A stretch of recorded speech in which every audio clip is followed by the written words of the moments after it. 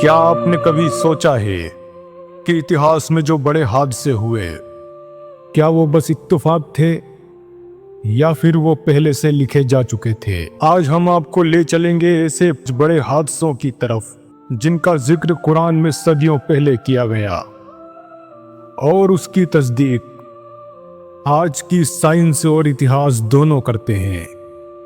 یہ صرف دھارمک باتیں نہیں بلکہ قرآن اور اتہاس کے ملن کا وہ مقام ہے جہاں ہر انسان کو رک کر سوچنا پڑتا ہے۔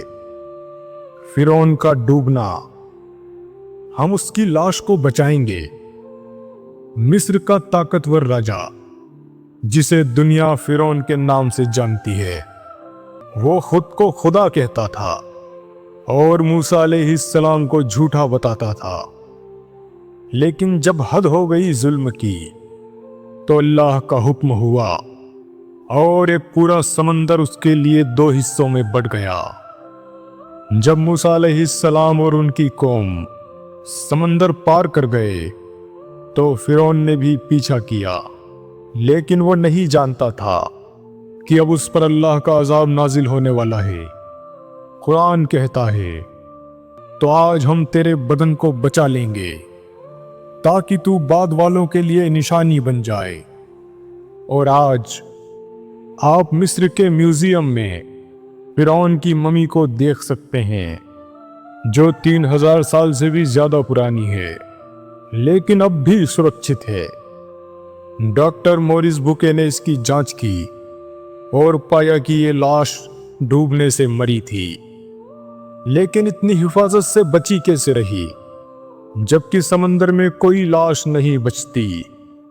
کیونکہ اللہ نے کہا تھا ہم تجھے بچا لیں گے۔ یہ صرف ایک حادثہ نہیں، یہ اس کتاب کی سچائی ہے جسے اللہ نے بھیجا ہے۔ قوم لوط کی تباہی اور پتھر برسانے والا عذاب، یہ وہ قوم تھی جس نے انسان کی فطرت کو چھوڑ کر گناہ کی راہ چنی۔ لوط علیہ السلام نے بار بار سمجھایا، لیکن جب ان کا جرم حد سے بڑھ گیا تو اللہ نے آسمان سے ایسا عذاب بھیجا کہ ان کا نام و نشان مٹ گیا۔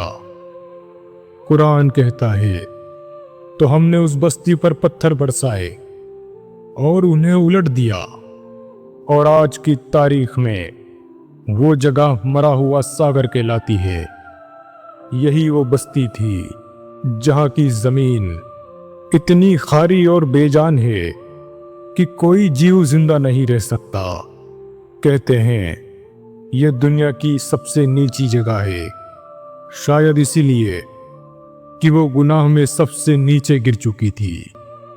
ہاتھیوں کا سال، یمن کا شاسک ابرہہ مکہ پر چڑھائی کر چکا تھا کعبہ کو گرانے کے لیے۔ اس کے پاس ایک وشال ہاتھیوں کی فوج تھی، لیکن جب وہ کعبہ کے قریب آیا تو اللہ نے ابابیل نام کے پرندوں کا لشکر بھیجا جو آگ کے پتھر گرا رہے تھے۔ قرآن کہتا ہے، کیا تم نے نہیں دیکھا تمہارے رب نے ہاتھیوں والوں کے ساتھ کیا کیا؟ ابرہہ اور اس کی فوج برباد ہو گئی۔ اتہاس کاروں اور عربی جنجاتیوں میں اس حملے کا ذکر آج بھی موجود ہے۔ نوح علیہ السلام نے 950 سال تک اپنی قوم کو سمجھایا، لیکن وہ گناہ سے نہ مانے۔ اللہ کا حکم ہوا، ایک جہاز بناؤ کیونکہ اب ایک طوفان آئے گا جو سب کچھ بہا لے جائے گا۔ قرآن کہتا ہے، پانی پھوٹ پڑا اور ہم نے کہا اس میں ہر قسم کے جوڑے چڑھا لو۔ آج بھی ترکی کے ایک پہاڑ پر ایک سرچنا ملی ہے جو نوح کی آرک مانی جاتی ہے۔ یہ ویگیانک شودھ اور پراتتو میں ایک رہسیہ ہے۔